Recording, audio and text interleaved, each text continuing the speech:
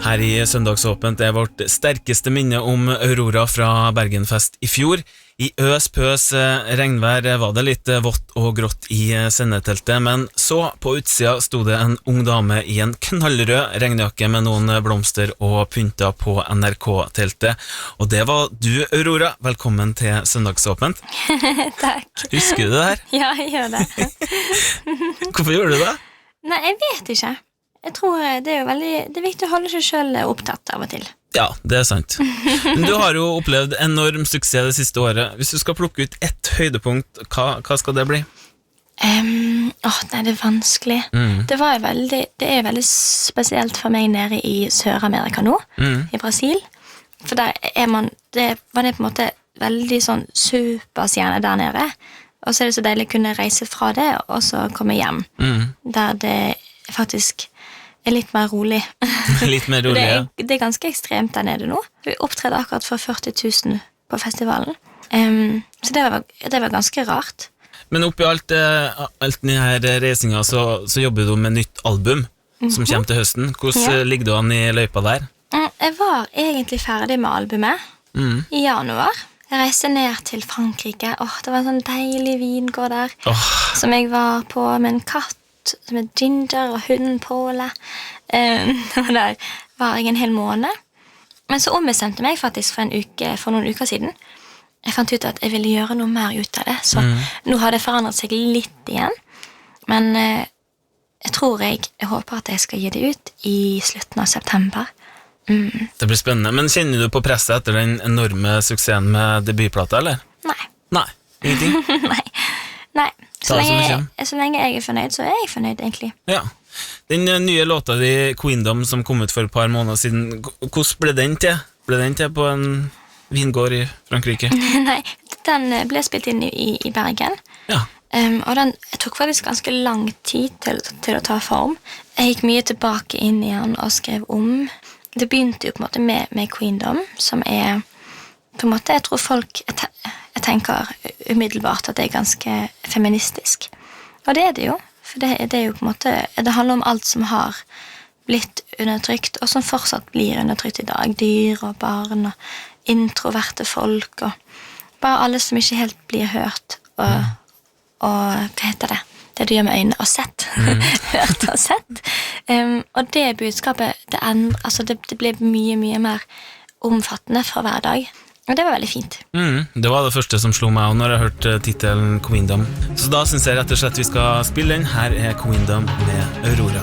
Det var Queendom med Aurora som er på besøk til oss her i Søndagsåpent. Og du har jo jobbet med en TV-serie i det siste, en horror-serie for barn som heter Creeped Out. Hva har du gjort der? Ja, det er sant. Jo, det var noen som lagde den. Det er en ganske skummel serie. Og så måtte de ha en fortellerstemme som var litt sånn mystisk og litt sånn creepy. Og så tenkte de på meg. Det var perfekt for det. Og jeg også synes det. Ja. Det passet veldig bra. Vi må tilbake igjen til musikken. Du skriver jo mye av låtene dine selv, men du skriver jo også i team. Hvordan er det å skrive sammen med andre? Hvordan fungerer det? Altså, det er på en måte mer slags en sånn sosial ting. For man trenger ikke skrive med andre når man liksom har så mye i hodet selv. Og jeg skriver alltid all tekst selv. Og melodier egentlig. Selv om jeg er med folk. Men det handler bare om at det er små innspill som kan forandre mye. Og så er det også en måte å være med folk, være sosial, jeg jobber jo veldig mye, og når jeg har fri, så er jeg veldig opptatt av å være litt alene. Så det er på en måte å få gjort litt arbeid og være med noen venner samtidig. Noen artister forteller at de skriver i bilen, andre tar vare på små strofer på et ark, og plutselig mange år senere så kan det bli til en sang. Hvor lang tid bruker du på å meisle ut en låt sånn cirka? Det varierer sikkert. Ja, det gjør jo det. Det tar lang tid og kort tid i forhold til hvor sliten du er, tror jeg. Jeg tror det er det som styrer mest hvor fort det går i mitt hode. Fordi hvis jeg er veldig sliten, så går det ofte veldig fort. Ja. For da er jeg så... Det er et eller annet som skjer i hodet, en slags sånn overlevelsesmekanisme, tror jeg, som gjør at jeg begynner å tenke veldig mye, jeg blir sånn overtrøtt. Og samtidig når jeg er veldig våken og i godt humør, så skriver jeg egentlig like mye. Det blir bare veldig forskjellig humør i låtene. Du har jo også gjort noen coverlåter. Er det veldig annerledes enn å synge sine egne ting? Ja, det er veldig annerledes.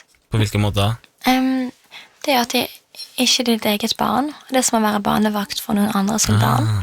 Og hvis du har et lite forhold til barna fra før, så er det jo veldig enkelt, tror jeg, å på en måte være glad i dem, og ta godt vare på dem. Og så er det egentlig sånn, akkurat som med alle barn og all musikk, så er det på en måte enkelt å like det meste av det. Men det føles bare litt mer sånn at jeg må vekke en låt på ny. For det er jo det som er veldig fint med å gjøre coverversjoner av musikk, spesielt hvis det er en stund siden originalversjonen blir gitt ut. Og så tenker jeg på mine egne lyttere og hvor unge mange av de er. Og så tenker jeg sånn at jeg har lyst til at denne låten ikke skal dø ut med akkurat disse folkene jeg har med meg. Og da er det veldig fint å på en måte holde en sang i livet da, med å minne folk på hva som finnes. Aurora blir med oss videre i søndagsåpent her på NRK P1, men først tar vi med oss ny musikk fra Chanel Monáe, her sammen med Grimes på låta Pink. Aurora Aksnes er på besøk til oss i dag, og det er en gjest som er på farta stort sett hele tida. Hva er ditt beste triks for å finne deg kjapt til rette på en ny plass? Det har egentlig veldig lite å si hvor jeg er. Ja. For jeg er veldig sånn trofast til den energien jeg bærer med meg inn i kroppen.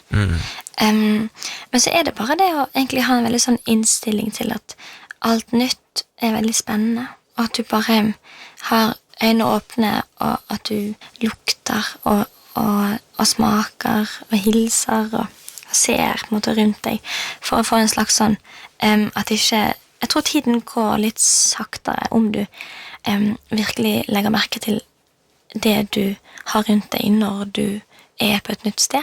Du skal jo ut og reise en del i sommer, og du har en rekke festivaljobber. Noe spesielt du gleder deg ekstra til? Jeg gleder meg veldig til P-Stereo. Det er en stund siden jeg har opptredd i Norge. Sånn. Og så skal vi gjøre Malakoff, ellers så er det ingen festival i Norge, tror jeg.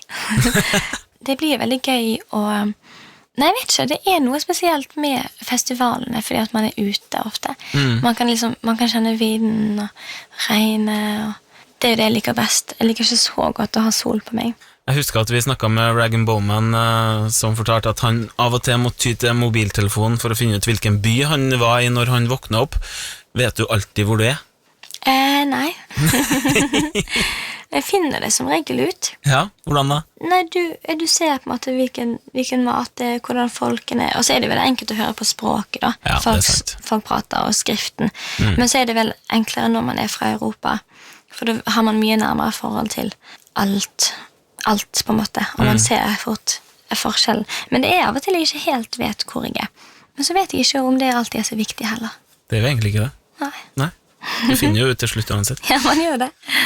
Tvi, Aurora, vi gleder oss til å forhåpentligvis fått sett deg live i sommer, og ikke minst til ditt nye album til høsten. Takk skal du ha.